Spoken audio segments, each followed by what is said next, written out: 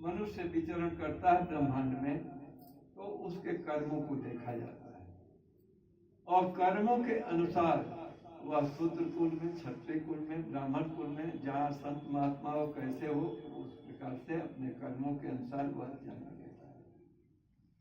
जन्मना सिद्ध्यंति सर्व कारणि न अस्ति, जन्म से ही उसके कार्य पूरा सिद्ध होते हैं।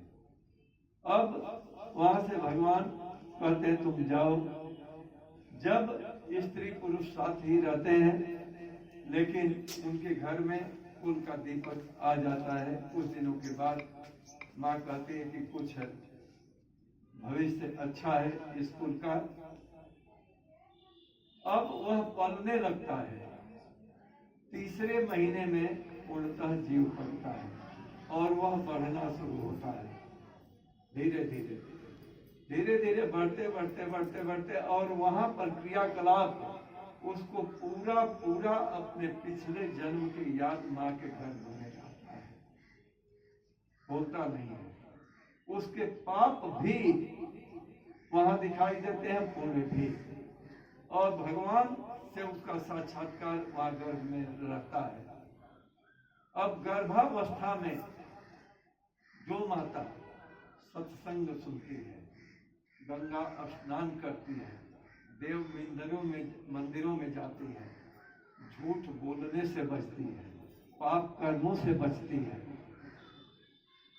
और गीता शास्त्र की उपदेश को सुनती है, उसका बच्चा तेजस्वी, महात्मा, ज्ञानी इस प्रकार का पैदा होता है। शस्त्र इत्यादि आयुध का सिखाने वाले और क्षत्रिय कुल में बहुत ही अच्छा जन्म लेता है। अब कहें इसका उदाहरण भी है, अभिमन्यु का ही देख लीजिए और अर्जुन का। सुभद्रा के गर्भ में थे अभिमन्यु, उन्होंने बार बार कह दिया कि आप चक्रव्यूह भेदन की कथा सुनाओ। अब सुनाना तो उन्होंने शुरू किया, लेकिन जब बाहर जाने की गति हुई तो सो गए, माँ सो गई और माँ के सोने का फल हुआ कि अभिमन्यु चक्रव्यूह को तोड़ नहीं पाए। तो गर्भावस्था जब हो तो उसमें सत्कर्म करना चाहिए। राम राम यदि मान लीजिए कि अनपढ़ गवार बिल्कुल नहीं जानता है, भजन कीर्तन नहीं जानता है, तो राम राम, हरे राम, ओम नमः शिवाय कुछ भी जपता रहे, हरि का गुण गाता रहे, उनकी विग्रह मूर्तियों का दर्शन करता रहे। यदि ऐसा करती है माँ तो उसका बच्चा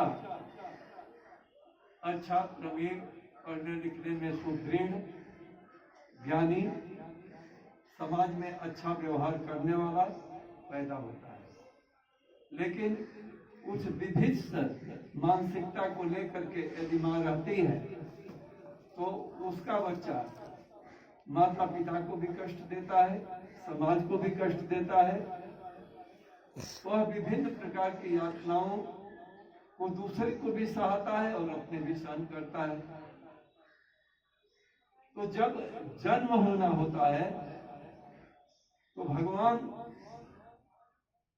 से वह जीव कहता है कि प्रभु अब क्या आज्ञा है। भगवान ने कहा तुम जाओ धरती पर, और वह जब आता है तो भगवान की याद आती है कि मैं कहाँ था, किससे बात का, अब कहाँ मुझे कुछ दिखाई चारों तरफ दे नहीं रहा है।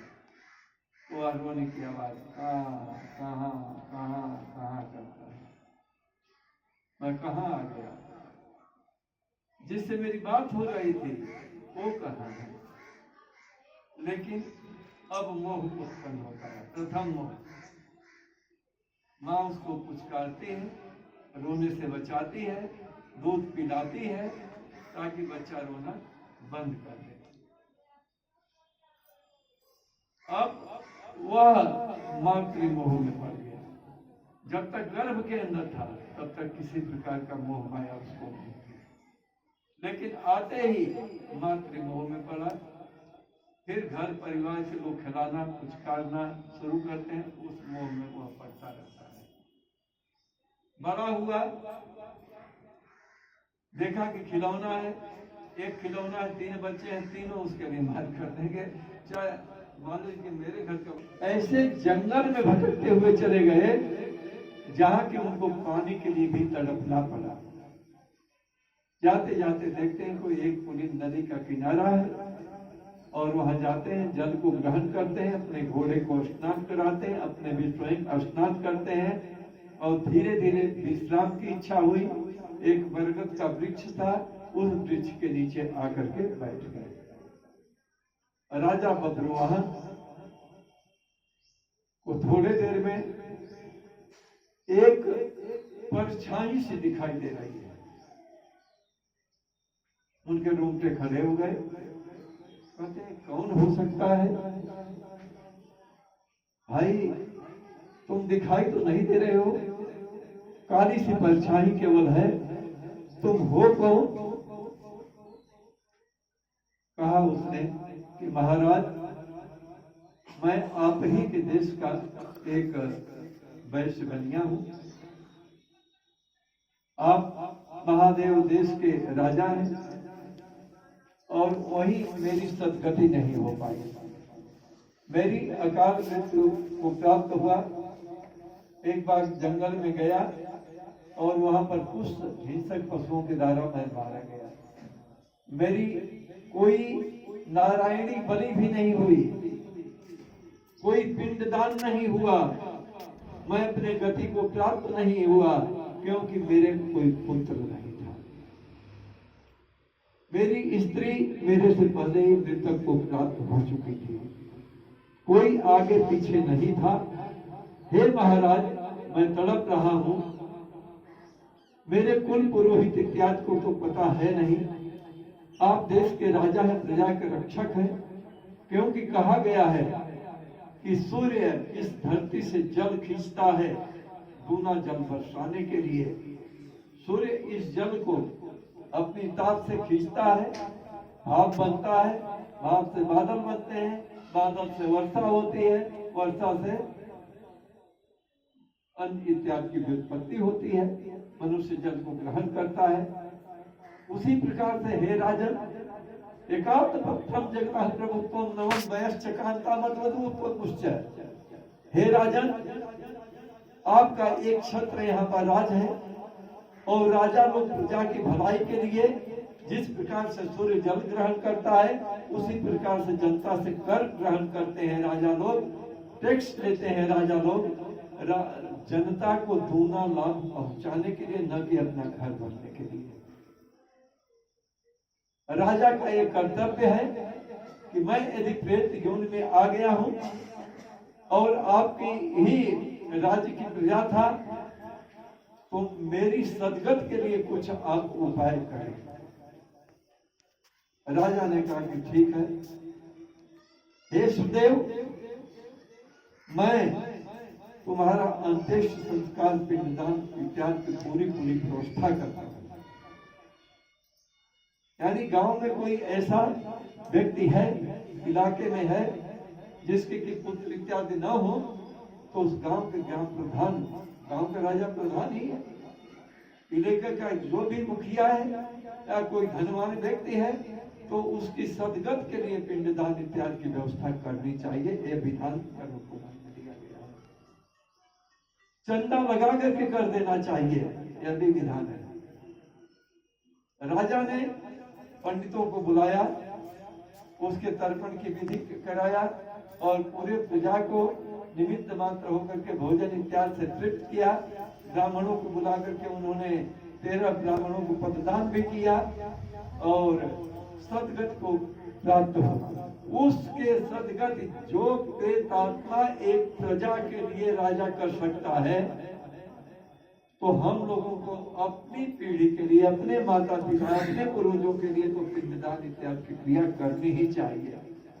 और यह पिंडदान करने वाला पुत्र, परिवार सदगत को प्राप्त होते हैं, अनेक प्रकार के पाप कर्मों से मुक्त होकर के भगवान के लोक को प्राप्त होते हैं। कभी कभी हम अपने कर्मों को फल ठीक नहीं पाते हैं तो भगवान को कोसते हैं। नहीं, भगवान कोसने का विषय नहीं है, जानने का विषय। भगवान को जानना चाहिए। हम किसी न किसी कर्मों के फल के कारण ही अपने इस जीवन के कर्मों के फल को ठीक ठीक भुगत नहीं पाते हैं। इस प्रकार से गरुड़ जी ने भगवान को प्रणाम किया और 8वें अध्याय की तरफ कथा बढ़ी है, जो कि कल किया जाएगा। हरि शरणम ये पकड़ेगा, सोने का है। शरणम हरि शरणम हरि शरणम हरि शरणम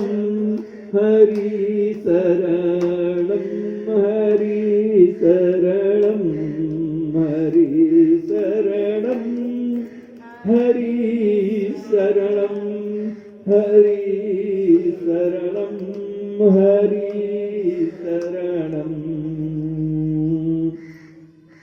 अगर है